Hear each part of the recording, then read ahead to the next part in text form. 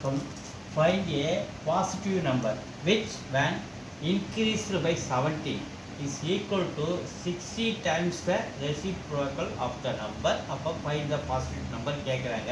So which when increased by 17 அப்போ அந்த number கூட ஒரு 17 ஆட் பண்ணுறோம். அது எதுக்கு ஈக்குவல்னா 60 times the reciprocal means 1 by x of the number.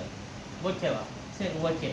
இப்போ நம்ம இதை simplify பண்ணுறேன். x plus 17 is equal to 60 into 1 60 by x. So x இங்கே கிராஸ் மல்டிப்ளை பண்ணுறாரு. x into x x square plus 17 into x 17x is equal to 60. 60 இந்த பக்கம் வருது, x square plus 17x இந்த பக்கம் வந்தால் மைனஸ் 60 மாறுது. ஸோ இப்போ இது ஈக்குவேஷனாக மாறி போச்சு. இப்போ நம்ம இதை ஃபேக்டரைஸ் பண்ணுறோம்பா. 60 லாஸ்ட்டில் இருக்கிற 60 எடுத்துக்கிறோம். இது சென்டரில் இருக்கிற மல்டிப்ளை பண்ணால் 60 வரணும். அப்போ 20 into 3 20 into 3 இந்த 60 வந்து போச்சா.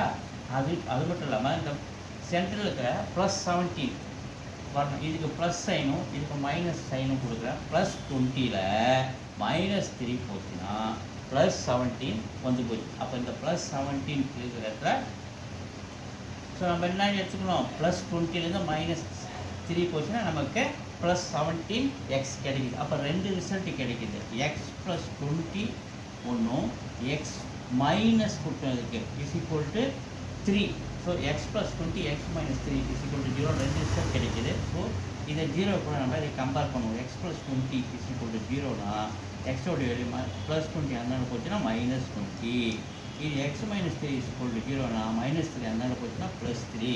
ஸோ நம்ம இதை மைனஸ் வேல்யூ எடுத்துகிட்டு இங்கே பாசிட்டிவ் நம்பர் 3 மட்டும் நம்ம ஆன்சராக எடுத்துக்கணும். 3 இருக்குது, 3 ஆன்சர் 3.